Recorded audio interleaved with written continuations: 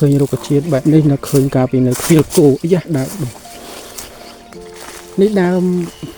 ឆ្អាបណាអ្នកនរគ្នាស្លឹកវាអញ្ចឹង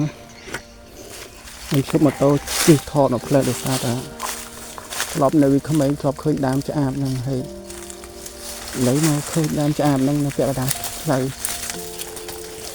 ដើមទីអញ្ចឹង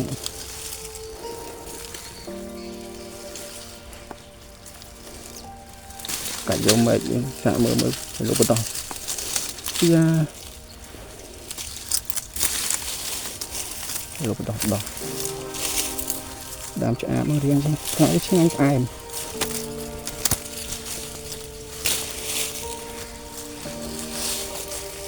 ស្លឹកវិញអញ្ចឹង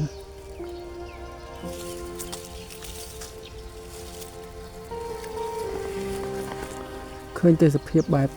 ជាលក្ខណៈនឹកឃើញការពីដាក់បាញ់កដោអញ្ចឹងឃើញបែបអញ្ចឹងហើយសប្បាយ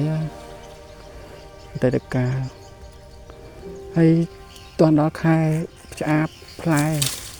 ដូចជាខែនៅខែវស្សាទេខែប្រាំងហ្នឹងអត់ទេចង់ភ្លេចទេនេះហើយជាខែ5ខែ6ចិត្តដល់ខ្ញុំភ្លេច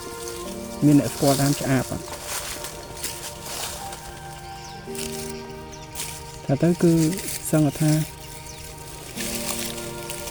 បាននិយាយពីក្មេងសាក្រោយជំនាន់ក្រោយខ្ញុំសឹងមិនស្គាល់ទេខ្ញុំកាច់មែកខ្ញុំយកទៅឃើញលោដាក់ផ្សាមវាដោះ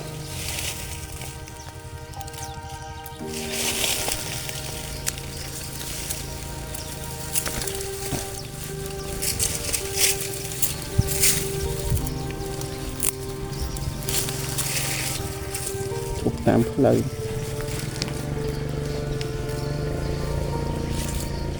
ដៅចេះដឹងស្អីដឹងដាំដោះ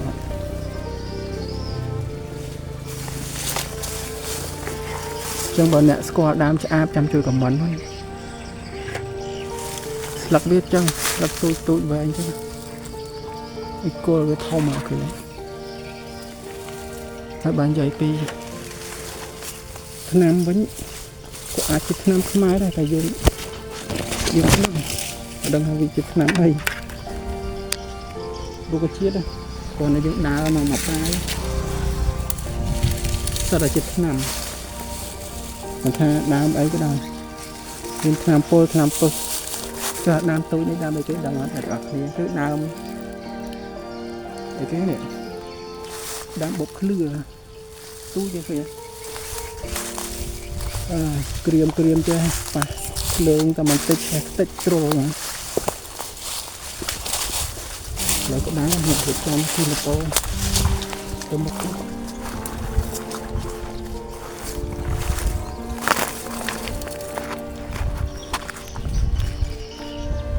ើញពុះនៅដើមហ្នឹងគឺ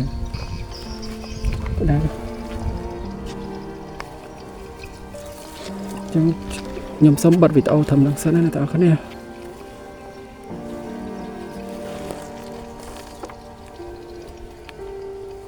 còn đaថ្ងៃក្តៅមក